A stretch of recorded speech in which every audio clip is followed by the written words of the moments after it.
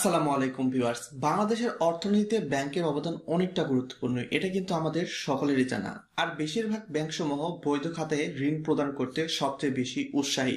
আর সবচেয়ে গুরুত্বপূর্ণ আজকে যে কথাটা বলবো সেটা হচ্ছে যে এইচএসবিসি ব্যাংক কোন প্রকার সিকিউরিটি এবং জামানত কিংবা কোন প্রকার গ্যারান্টর ছাড়াই কিন্তু ঋণ প্রদানের একটা প্যাকেজ নিয়ে এসেছে। তো আজকে আমরা এই প্যাকেজ সম্পর্কে এ টু জেড বিস্তারিত জানবো, তাই আপনাদের অনুরোধ করব ভিডিওটা টেনে টেনে দেখবেন না। আশা করি যদি ভিডিওটা সম্পূর্ণ দেখেন তাহলে এই এইচএসবিসি ব্যাংকের যে সিকিউরিটি কিংবা গ্যারান্টর ছাড়াই যে ঋণ প্রদানের প্যাকেজ আছে এটা সম্পর্কে আপনারা বিস্তারিত এ টু জেড জেনে যাবেন। তো তাড়াতাড়ি আমি আপনাদের বলবো ভিডিওতে লাইক দিয়ে ভিডিওটি দেখতে বসে পড়ুন। So let's begin. প্রথমেই কথা বলা যাক এইচএসবিসি ব্যাংকের এই লোন প্রদানের উদ্দেশ্য কি। এইচএসবিসি ব্যাংকের এই লোন প্রদানের উদ্দেশ্য হচ্ছে, এটি যেহেতু একটা পার্সোনাল কিংবা ব্যক্তিগত লোন, সেহেতু কিন্তু যে কোনো ব্যক্তি, বাংলাদেশের যে কোনো সাধারণ নাগরিক যাদের বয়স এভারেজ 23 থেকে তার উপরে, তারা কিন্তু এই ঋণ নিতে পারবে। আর এই ঋণ প্রদানের উদ্দেশ্য হচ্ছে আপনার বিভিন্ন ধরনের উদ্দেশ্য হতে পারে, অবশ্যই সেই উদ্দেশ্য কিন্তু আপনার বৈধ হতে হবে। সাপোজ আমি আপনাদের কয়েকটা উদাহরণ অনুযায়ী বুঝিয়ে দিই, যেটা মূলত এইচএসবিসি ব্যাংক তাদের ওয়েবসাইটে প্রকাশ করে দিয়েছে। এই ঋণটি আপনি সাধারণত তখনই নিতে পারবেন হয়তোবা দেখা যাচ্ছে আপনার বাসার সংস্কারের প্রয়োজন পড়েছে, কিংবা আপনি বিদেশে ছুটি কাটাতে যাচ্ছেন, আপনার হয়তোবা টাকার একটু ঘাটতি রয়েছে, সেক্ষেত্রে আপনি এইখান থেকে ঋণ নিতে পারবেন। কিংবা বলা যেতে পারে আপনার বাসার আসবাবপত্র কেনার জন্য, কিংবা দেখা যেতে পারে হয়তোবা আপনার বাসার কম্পিউটার কিংবা অন্যান্য জিনিসপাতি কেনার জন্য। আপনারা চাইলে কিন্তু এই সকল পারপাসে কিন্তু ঋণ নিতে পারবেন। এটা যেহেতু একটা পার্সোনাল লোন, সেহেতু এটা কিন্তু এডুকেশনাল পারপাস কিংবা বলা যেতে পারে আপনি মেডিকেল ট্রিটমেন্ট কিংবা অন্যান্য পারপাসেও এই ঋণটা নিতে পারবেন। সেকেন্ডলি যে কথাটা চলে আসে সেটা হচ্ছে যে এই ঋণে কিন্তু ব্যক্তিগত কোনো গ্যারান্টর, তার সাথে কোনো সুরক্ষা কিংবা সিকিউরিটি কিংবা জামানতের দরকার নেই, যেটা মূলত এই ঋণের সবচেয়ে আলোচিত একটা বিষয় বলে আমি মনে করতেছি অন্যান্য ব্যাংকের চেয়ে।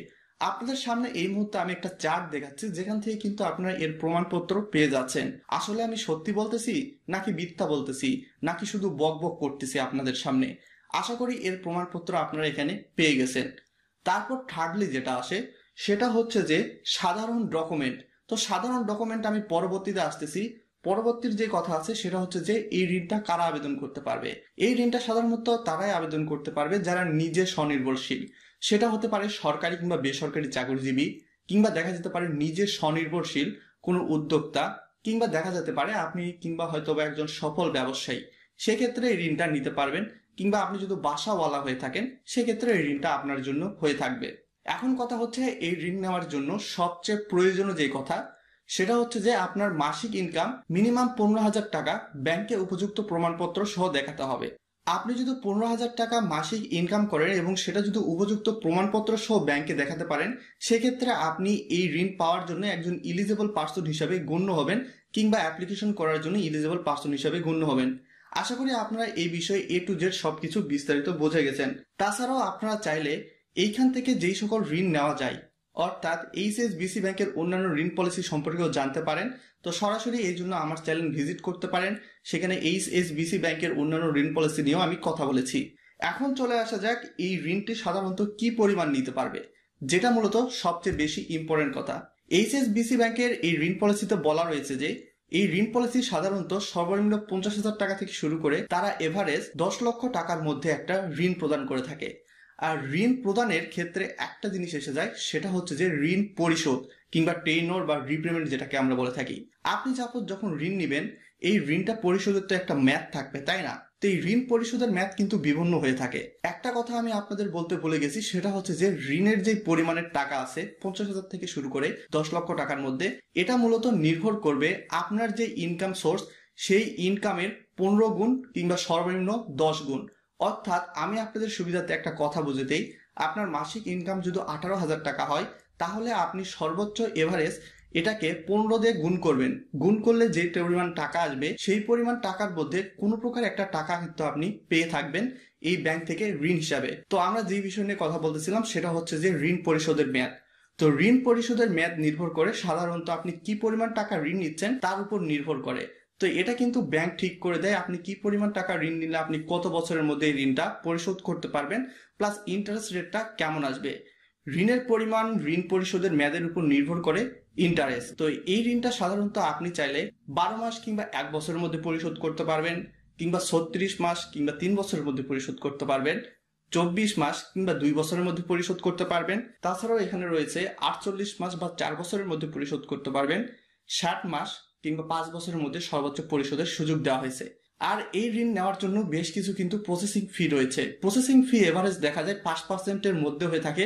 তাছাড়া সরকারি অনেক ভ্যাট রয়েছে এবং অ্যাপ্লিকেশনের যে ফর্ম রয়েছে সেই ফর্মের দাম এভারেজ দেখা যেতে পারে 1000 টাকার মধ্যে।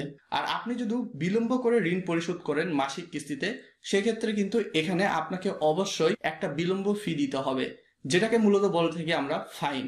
এই ঋণটা মূলত কারা কারা নিতে পারবে সেটা তো আমি আপনাদের আগেই বলে দিয়েছি। তার সাথে একটা বলে নেই, এই ঋণটা নেওয়ার জন্য অবশ্যই যে কোনো চাকরিজীবীকে, সরকারি কিংবা বেসরকারি চাকরিজীবীকে এভারেজ হলেও সর্বনিম্ন 1 বছর কিংবা দেখা যেতে পারে 2 বছর চাকরির বয়স হতে হবে। এবং যারা ব্যবসায়ী রয়েছেন, ব্যবসায়ীদের ক্ষেত্রে update trade licence, tin certificate, তাছাড়াও এখানে দরকার হবে আপনার ব্যবসার বয়স এভারেজ 2 বছর। বাড়িওয়ালাদের ক্ষেত্রে বাড়ি ভাড়ার চুক্তিপত্র, প্লাস এখানে আপনার যেই সকল ভাড়ার রসিদ রয়েছে সেই সকল রসিদ উপযুক্ত প্রমাণপত্র সহকারে দেখাতে হবে।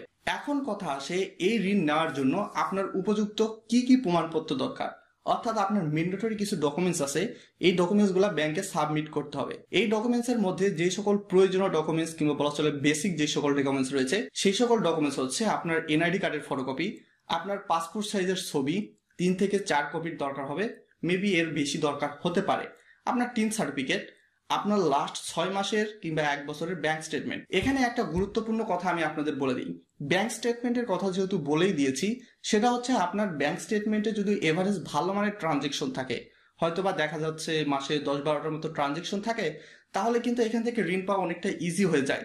আর ভালো মানের ভালো অঙ্কের ট্রানজেকশন থাকলে কোনো তো কথাই নেই, তার সাথে আপনার ভালো একটা সিআইবি রিপোর্ট, যেটা মূলত বাংলাদেশ ব্যাংক দিয়ে থাকে। তো ঋণের উপর সিআইবি রিপোর্টও অনেকটা বেশি ইফেক্ট ফেলে। এই ভিডিওর প্রথমেই কিন্তু আমি আপনাদের বলে দিয়েছি, জামানো, সিকিউরিটি কিংবা গ্যারান্টর ছাড়াই এই ঋণটা হতে যাচ্ছে। আপনার কাছে হয়তো বা 1 টাকারও সম্পত্তি নেই, তাহলে কি আপনি ঋণটা পাবেন? আপনি ধরে নিন না কেন বস, আপনি কাউকে টাকা ধার দিবেন কিংবা আপনার কাছ থেকে কেউ টাকা ধার চাচ্ছে, কিন্তু সে টাকা ব্যাক দেওয়ার মতো সামর্থ্য রাখে না, তাহলে কি আপনি তাকে ঋণ দিবেন? কখনোই টাকা ধার দিবেন না কিংবা ঋণ দিবেন না। তো ব্যাংকও ঠিক কিন্তু সেই রকম। তো ব্যাংক মূলত তখনই আপনার প্রতি ইনভেস্ট করবে কিংবা আপনাকে ঋণ কিংবা লোন দিবে যখন দেখবে যে আপনি হয়তো বা টাকা পরিশোধের সামর্থ্য রাখতেছেন। তো এক্ষেত্রে আশা করি আপনার বিস্তারিত A to Z বুঝে গেছেন এই যে আপনার আবেদনের যে বিশেষ যোগ্যতা এটা সম্পর্কে। HSBC ব্যাংকের এই পার্সোনাল ঋণ পলিসি সম্পর্কে আপনারা হয়তো বা একটা আইডিয়া পেয়ে গেছেন। এই বিষয়ে আমি আর বেশি কথা বাড়াতে চাচ্ছি না। আপনাদের যদি এই ঋণ পলিসি নিয়ে কোনো প্রশ্ন থাকে তাহলে অবশ্যই এই ভিডিওর কমেন্ট বক্সে কমেন্ট করতে ভুলবেন না। তার সাথে সাথে এই ভিডিওতে লাইক দিবেন এবং আপনারা যদি আমাদের চ্যানেলে নতুন ভিউয়ার হয়ে থাকেন তো অবশ্যই চ্যানেলটাতে সাবস্ক্রাইব করবেন। এবং সবার শেষে যে কথা এসে যায় সেটা হচ্ছে ইন্টারেস্ট রেট। আপনি ঋণ নিলেন, কিন্তু কত পরিমাণ ইন্টারেস্ট রেট হারে আপনাকে এই ঋণটা পরিশোধ করতে হবে কিংবা সুদের পরিমাণ কি হবে। তো আমি HSBC ব্যাংকের হেল্পলাইনে ফোন দিয়েছি অনেক কয়বার, তারা সরাসরি ফোন ধরে নেয়, প্লাস তাদের ওয়েবসাইট অনেক ঘেটেছি, সেখানে ইন্টারেস্টের কোনো পরিমাণ আমি দেখতে পাই নাই।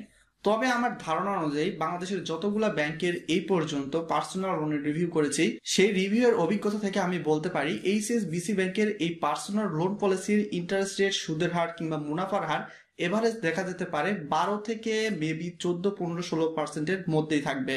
তো এই বিষয়ে আপনার মতামত কি তা অবশ্যই এই ভিডিওর কমেন্ট বক্সে কমেন্ট করতে ভুলবেন না।